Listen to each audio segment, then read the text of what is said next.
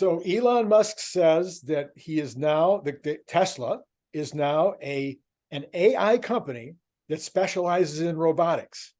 He said this, I think, at Investor Day, I believe. Maybe it was earlier than that. I can't remember, but we quickly went past being an energy company. We were a car company, according to everybody. And then we were an energy company for a little bit, but like for a week. And now we're an AI company specializing in robotics. And that caused Brian Wang to have a next big idea. Brian, thanks for coming on again. Yeah, glad to be here, Rene. All right. So next big idea is coming in 2 seconds, but first you need to hit like, you need to hit subscribe, you need to notify, because upcoming this week, I've got a whole slate of people coming on board that you're not going to want to miss. Plus, you don't even want to miss the morning show. I mean, my morning show now gets consistently very, very high views, which means I guess a few people like it. Getting up, getting that news, getting my weird theories about what's going to happen in the market every morning at about 7:10 California time. All right, Brian. Yes. Oh, follow Brian. I almost forgot. Follow Brian, nextbigfuture.com. If you haven't gone on that website, do it. Not this minute. Wait till we're done. All right, Brian. Yes. Help me out here. How have you now taken that idea, that concept of an AI company in the robot business, and turn it into something that everybody should be able to easily understand? Elon should even pick up on it and start using it, right? Right. So basically, it's that they've generalized. Ashok said they've generalized beyond just no more needing to label data and the video from any source, even YouTube videos, which means that you can put the cameras anywhere. Which is why they said we can do FSD licensing, is because they can stick the cameras onto some other company's cars and put in the hardware 4 or 5, whatever, and it'll work. It's because they've generalized their solution system. It also means that they can have Tesla bots with cameras here instead of wherever they're going to be positioned on their car, and that also works. It's because they're saying, I want Tesla bots and I want the cars to work. So let me back up. I want to make sure I get it, because I'm a simple man. Yeah. I don't have all these advanced degrees like you. All right. So okay. So before, we had 8 cameras, and these 8 cameras were making a worldview, a 3D, 4D worldview, counting time of what was going on. And that was the information that was coming in, and that was the only information. And that was actually the advanced version, right? That was the most recent version, the advanced version of how the Dojo computer or the existing computer sets could understand the world and then make certain decisions. And you're saying in this last video, it was explained that they no longer actually need those specific 8 cameras. They now can use any camera anywhere. Right. I think they can use YouTube video. You can do YouTube video, right? And that would be the worldview that the computer could use. Now, I saw there was a 60 Minutes or something. Did you see that one where they were showing the robot, and they had actually used like a YouTube video type thing to train the robot in terms of the world around it? Is that kind of like what we're talking about? Yeah, that's what we're talking about. Basically, they can that whole real world AI having this real world view, that they are able to translate, this partial video, whatever view they got from YouTube of something driving, of someone walking around, all the people videos of like, I'm walking around and you're having my view of me walking, my point of view, that can be used to train a Tesla bot. So that's why they can kind of convert it into their models. Or to train whatever they need to train. Right. So they use this real world view. So now that capability caused you to start thinking about Tesla in a new way, and so help us understand that. So everyone keeps looking towards Robo taxi, and it is, of course, when they do, it'll be a huge thing, increase the value of things 5 times.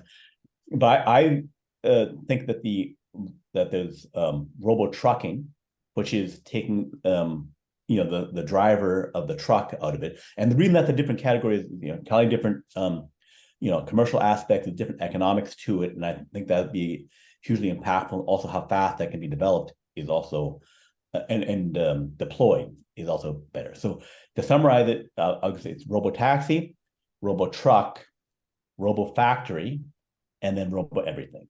That's the kind of scale I'll go from. And so robo-taxi and robo-truck are very similar in that it's on different vehicles, either passenger vehicles or the large trucks. But the commercialization of that is different because each truck has $150,000, $250,000 of cost, and the driver or multiple drivers are a huge cost component of that. And if I can take that out, even if it costs me $40,000, $80,000, it's value for them to do that, to get the driver out by using the cameras and the system. So, and then that's also valuable in that because the cameras can go anywhere, I can put cameras onto my existing fleet of trucks. And there's 30 million trucks around the world now, and it'll take 10 years, 15 years to age them out, replace them with the other vehicles. So then I can mount cameras onto those vehicles once I have trucking, the FSD system up to robo-truck level. Yeah. And then the next thing is well, let's stop there for a minute. So again, your point is that right now, the way we thought of things, the way we thought about things was that Tesla would make 50,000 trucks in 2025, and then they make another maybe 100,000 in 2026. And under my model, they would get up to 1 million by 2030. Under your model, they would get up to 3 million at some point. But that would take, I don't know, 25 years maybe total before you could completely convert the fleet over to electric and also completely convert the fleet over to full self-driving. And you're saying, well, why do we want, that's horrible.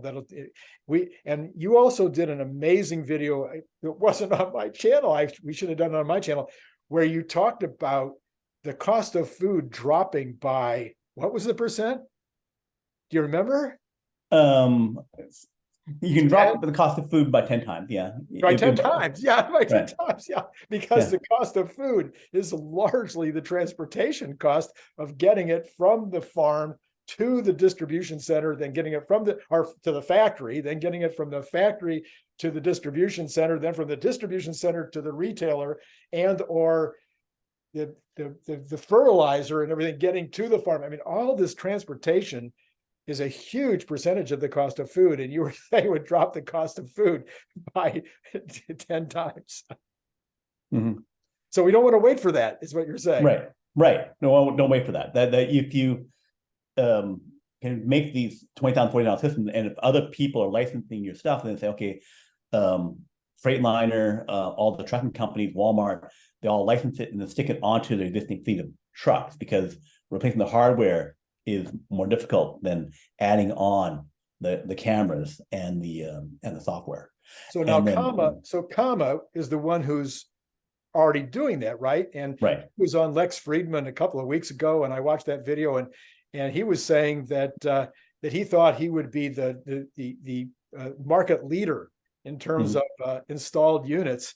But maybe with your idea now, and I'm sure that Elon watches all my videos, when Elon hears you saying this, he's going to go, oh my gosh, we can beat Comma by doing this more quickly than he can, and with far more sophistication, because Comma is not using anything like the dojo to come up with their learning method. Right. So we know that Tesla's FSD is working on 400,000, 500,000 vehicles, and it's going to rapidly scale, and it's really used on those 300 million miles. So they can rapidly get to like 1 billion miles and 10 billion miles. Billion end of this year, 10 billion end of next year, kind of thing. Especially as they expand out to other companies and stuff like that. And so getting that to the point where you can replace the driver, full robotaxi, full robo truck.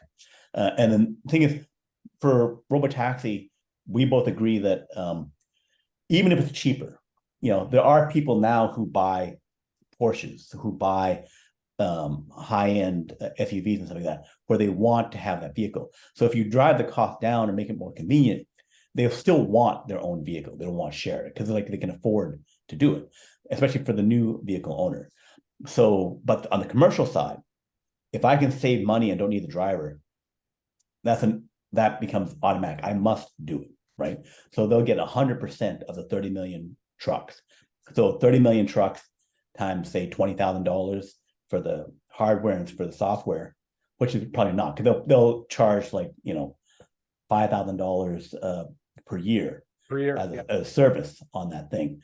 But let's say, just for simplified numbers, 20,000 times 30 million, then that's $600 billion. Right? 600, only 600 billion. They do that right? 20,000 no times 30 billion. Too early in the morning. Yeah, I know the powers of 10. The power of 10 is always the thing that gets me. And when you put it on your calculator, all it does is say times 10 to the whatever, and then it's $600 billion. It is 600 billion. Okay. Yeah. So then that's profit. That's profit. It's profit. That's profit. Yeah. So if you do it at 5K times 30 million, then that'd be 150 billion recurring, right? So that'd be the way to do it. Right. So anyway, that would be a fine additional set of income that could happen very quickly. You'd still need to replace trucks every year, just like you do now, because you have so many that age out. Yeah. And it would be way more profitable than doing the same thing for cars. We could let Comma have that market for the time being, while Tesla was only taking the truck business. Right. And now we got Robotaxi and Robo trucks, and then you go to Robo Factory. Okay. Right. So that goes to the Tesla bots being used in factories. Tesla's own initially, but again, it's other companies want to license it as soon as possible, and to also buy their own Tesla bots. So it's a question of how quickly Tesla will let them do that, because they'll have their own initial demand for 1 million or a few million Tesla bots. So that, if you increase, you can increase the shifts, right? If I replace half the workers with Tesla bots, then I mean, to train workers, I can open up new factories. I can open up new lines faster, right? So that means it accelerates Tesla's growth pattern, so that, if it would have taken 2 years to scale up Gig in Mexico, if I have Tesla bots doing half the work, right, I can take half of my China shifts, half of my US shifts, and have them work for a time, pay them the money to go work in Mexico for a while, and then get Mexico up and running, in a year instead of 2 years, something like that. And then they're all automating, and then the expansion of other factories to open up whatever the Gig India or whatever else that is, the acceleration goes faster. And they also stop at 50%. They can go to 75, 80, 90, toward the 100% on the factory side. Yeah, and then if you use my theory, and basically I stole it from Elon, he said that the TAM on these industrial robots is unlimited, because there's only, I forget, 4 billion people employed in the world, and not all of those are going to be replaced by an Optimus type bot. But if you, as you point out, if some of these other factories that are making humanoid and or non-humanoid robots can advance those systems and make them more useful, more successful, by adding on these camera systems that can benefit from a learning neural net. Sorry, it's early in the morning for me too, I guess, at 10 o'clock. Anyway, so these could be applied to other robots as well. That's right. Yeah, so they can also apply them to drones and to everything else. Drones. Yeah. So then that goes to because my great fear, right, Brian? Yeah. I'm afraid of drones. Okay. I'm not afraid of asteroids. I'm not afraid. I used to be afraid of Apache helicopters. Okay. Can you imagine being out in the field, as a soldier, and Mhm. over the rise comes a couple of 3-4 Apaches. It's Yeah. like, just Mhm. put up your hands and die. Right. Drones, when Yeah. they're masked, oh Right. my gosh, it's even scarier. So you're now saying, oh my gosh, we can apply FSD to drones. Oh, Yeah, but the thing is that my robot everything is more about Tesla bots for yeah. all of our home services, for delivery, for supply chain, for all the other aspects. So the timeline isn't that you do one, robo taxi, robo truck. They all happen at the same time, and certain things could be easier. It's just that it's entirely different markets and purposes. So first, there are low hanging fruit within each category. Like they'll do it first for their own factories, Right. and then because they're not only are with if they is it that they're their first adopter to eating their own dog food, is that they have all the digital self-management, they have all the systems ready. If you watch all the Joe Justice stuff, whereas like they're ready to put in the robot. So Right. it's the other companies that aren't ready. So it's not that they wouldn't want to adopt it, that to get the maximum value of it, they need to adopt a different way of running their business. But then also for the home, having the system as a Tesla bot here would be a walking iPhone with 100 times the compute and 100 times the power, and also with AI built into it, because the large language model, the other things need more compute. So you want it to be a smarter system, and the fact that it can walk around, do stuff, and have cameras and stuff like that is why you'd want it for all these services, that it can quickly add in more apps. Yeah. So help me out here for just a second. If I had my Tesla robot for my home, because that's what everybody talks about, because that's way sexier than the factory. Yeah. So if I have my Tesla robot, so I buy the thing, it comes in from IKEA in a box. I go out my garage, I assemble it badly, as all IKEA products, and I put the arms on wrong. I finally figured out I get it right. Now we get the robot. I now send it out into my house and just have it walk around the building, walk like every part of the building, and train itself. I would assume it would come fully assembled, that it would just be kind of like it'd be, have its arms and legs in, something like that, and then it pop out. Like it can walk and do stuff. Like, why would it be unassembled? That doesn't make sense. And then why wouldn't another Tesla bot be assembling the other Tesla bots, which already show? So I'm assuming that it's become fully assembled, ready to go. That'll help me. That'll help me. That's right, sure. Right. And then so initial services, walking around doing observation, picking up moving boxes, because they had it, watering plants and doing stuff, picking up boxes. Those are easy tasks, and you can also talk to it. So like, just I can talk to my Google Home or Amazon Echo or those kind of things. Being able to talk to it and have it understand, especially with the large language models getting better and better, that will be easier and easier to do. There's a company called Igo that also can parse every sentence that you're saying in real time. I've seen that operate. So you can get really good language understanding just by working with other systems, and then they'll add in other apps. Just like your iPhone has all these apps, you'll put in the apps that you want, and then people will be making them so that we have more and more utility, so that you can do the vacuuming app, the dishwashing app. They have the general capability, just like you have a general browser, right? Your Safari browser. You think that I would prefer the Chrome browser or whatever. You have the other apps for your thing, because the general capabilities are great, but then you have someone else making something even better because they're specialized and focused upon it. So that would be all right. So now we've got the robot who's working in the factory, working in the home faster than we thought it might. So now we have the everything. Was that the everything is in the home, or is it another level? Well, the ultimate level, it would be where the robots can do mining and building other factories. Right. So then you have self-replicating factories, where basically I have one factory is making Tesla bots, and then the Tesla bots make another factory, and then do the mining and supply chain, and then you have like 1, 2, 4, 8, that kind of march of stuff. Especially if you can have Starship working and you land those on the moon and Mars, or basically you land one and then you go away, and 10 years later there's 1,000 of them, factories and 1 billion bots, stuff like that. That's that's more the ultimate thing. That is a next big future, Brian. That's right. So, as always, when we bring Brian on, now I know I'm always selling stuff, but that's who I am. I've been selling my whole life. So I'm going to do a little sell job right now. There's a book right there. It's called The Elon Musk Mission.